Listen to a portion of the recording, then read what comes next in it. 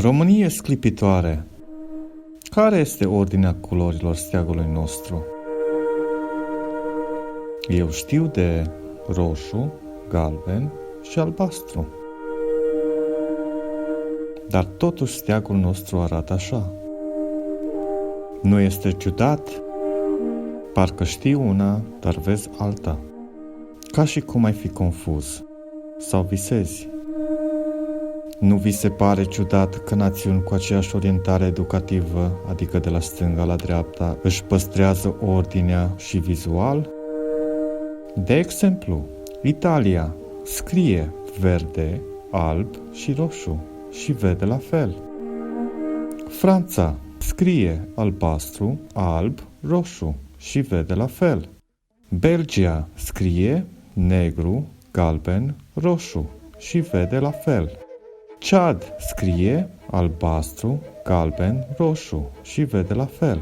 Doar România știe una, roșu, galben și albastru, dar vede alta, făcându-ne singura excepție. Problemă națională. Direcția subtilă a neamului nostru. Mai exact, cum am ajuns așa de adormiți, corupți, egoiști și unde putem ajunge? Pentru început, voi discuta despre orientarea psihologică a unei națiuni. Astfel, din cultura educațională învățăm că cunoașterea se realizează prin senzații și percepții, imagini și simboluri, adică cuvintele înlocuiesc imaginile. Astfel, știm că scrisul și citirea se face de la stânga la dreapta în România, deci roșu, galben și albastru ar trebui să fie roșu, galben și albastru. Dar totuși este așa. Confuz. Recunoscutul doctor-psiholog Harriet B. Breaker explică în Who's Pulling Your Strings sau Cine îți controlează hățurile că manipularea psihologică este un tip de influență socială ce urmărește schimbarea percepției sau comportamentului celorlalți cu ajutorul unor tactici ascunse amăgitoare. Putem spune că tactica amăgitoare a românului este că știe una, dar vede alta. Acum că am învățat cum se dobândește cunoașterea, ce înseamnă manipularea psihologică și cum am fost păcăliți, vă invit să trecem puțin prin istoria noastră.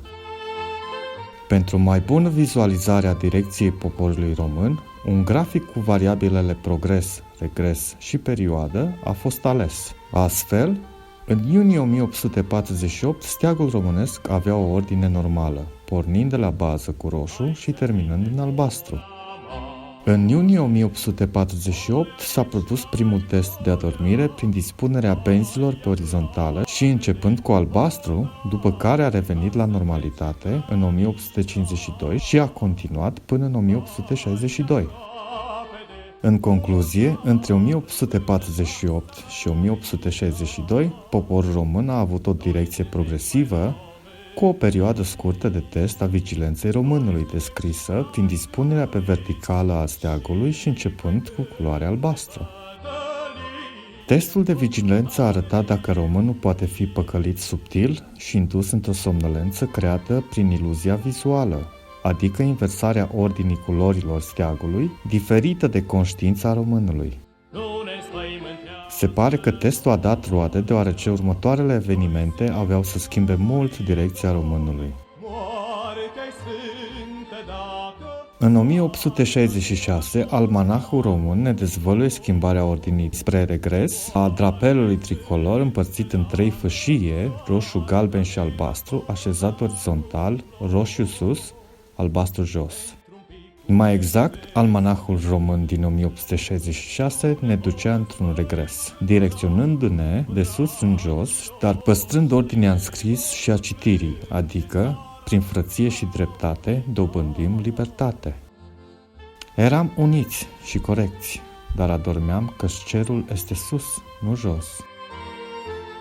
Articolul 124 al Constituției din 1866 finalizează manifestarea adormirii prin păstrarea ordinii regres, dar inversând ordinea scrisă și începând cu albastru, sau cerul, sau libertatea, care este sub noi. Ordinea scrisă ne sugerează că suntem liberi, ignorând principiile ce ne-au adus la libertate, adică dreptate și unitate. Mai pe românește, suntem în pom, dar pomul e în aer.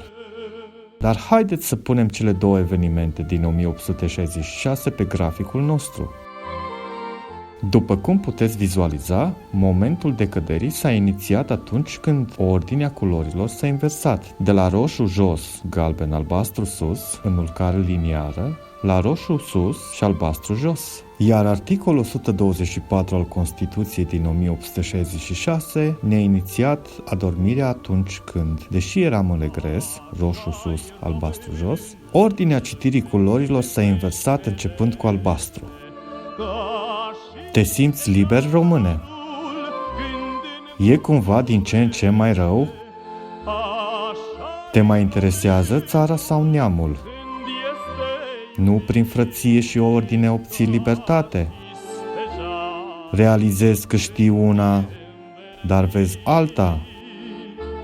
Mergem mai departe cu evoluția orientării și observăm că după cele două evenimente din 1866, în 1867 benzile steagului au fost dispuse pe vertical, începând cu albastru, continuând cu somnul instaurat până în 1918, când am avut parte de o scurtă trezire sau progres. Jurnalul Adevărul ne reamintește că steagurile naționale românești, purtate de participanți la Marea Adunare Națională de la Alba Iulia din 1 decembrie 1918, a fost în majoritate tricoloruri roșu jos, galben, albastre sus. Se poate spune că a fost prima răzbufnire majoră a neamului ce nu mai suporta veninul iluziei sau confuziei. Marea Adunare Națională de la Alba Iulia din 1918 a trezit neamul aflat într-un regres în somn de 81 de ani pentru o scurtă perioadă, după care regimul comunist a instaurat perioada somn-progres. Perioada somn-progres s-a inițiat în 1948, în momentul în care s-a introdus sistema Republicii. Evoluția s-a datorat orientării corecte spre progres a micuței benzi de pe stema Republicii. Deși adormiți, acea mică realitate oferită de banda de pe stemă a urnit poporul român spre un progres extraordinar, chiar dacă iluzia era majoră, iar noi dormeam adânc. Perioada Republicii Socialiste a adus și manifestarea primelor semne de bună credință. Primul act de bună credință a fost însuși imnul Republicii Socialiste.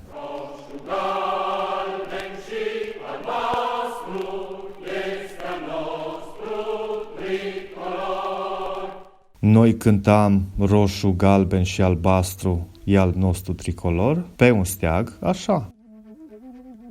Cântecul îți reamintea să nu-ți uiți ordinea culorilor și să răspunzi iluziei. Primul mesaj îți explică forța malefică a iluziei, mai mare chiar decât conducerea. Este cea care încă controlează planeta prin trucuri subtile de mii de ani. Îți reamintește identitatea și libertatea pe care ai avut-o atunci când ai fost unit și curat. Imnul îți spunea calea corectă, roșu, galben și albastru, e al nostru tricolor.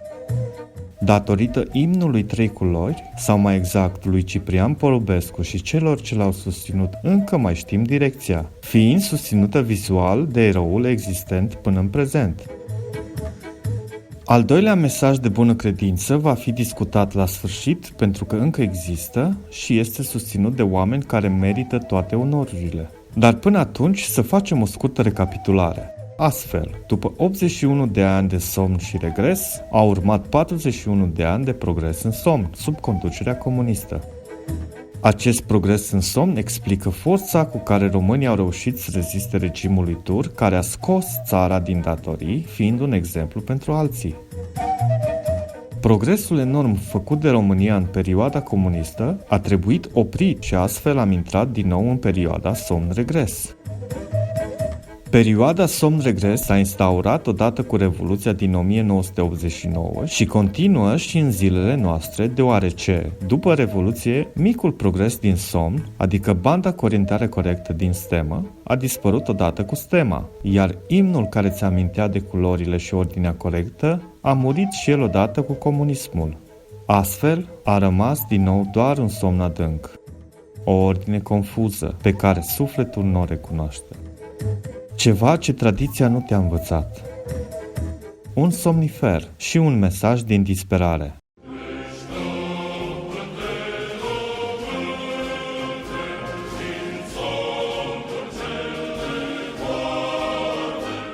Suntem într-un somn adânc și bolnav ce ne distruge pe zi ce trece. Dar totuși există patrioți, persoane și țări cu bună credință ce încearcă să te ciupească, să vezi, să te trezești. De exemplu, statul Ciad a acuzat România pentru similaritatea steagului după căderea ceaușistă din 1989, când stema diferenția steagurile. Mai recent și Elon Musk a încurajat rezolvarea acestui mister. Conducerea statului românesc la acea vreme a răspuns statului Ciad că nu va schimba tricolorul albastru-galben-roșu. Hopa! De când este așa tricolorul nostru? Parcă roșu, galben și albastru e al nostru tricolor. Trecând repede peste subiectul acesta sensibil, românilor nu le-a rămas decât imnul ce îndeamnă să se trezească din somnul cel de moarte, în care te adânciră barbarii de tirani. Dacă încă te mai întrebi care somn, atunci eroul dulce îți arată direcția corectă încă din 1964. Te-ai prins? Cât de dulce îți explică de atâta timp și îți arată realitatea în care ești. Eroul național care a rezistat și după Revoluție și îți indică corecția care trebuie făcută pentru progresul românesc. Ca strategii aplicate putem spune că forța malefică împrăștie iluzia pentru adormire și regres prin norme și legi, această inversare de culori având cel mai mare impact la cei tineri care vor învăța, vedea și trăi iluzia. Rezistența aplică o strategie dulce de iluminare, unde steagul României este adus în discuție de către părinte sau copilul ce degustă ciocolata.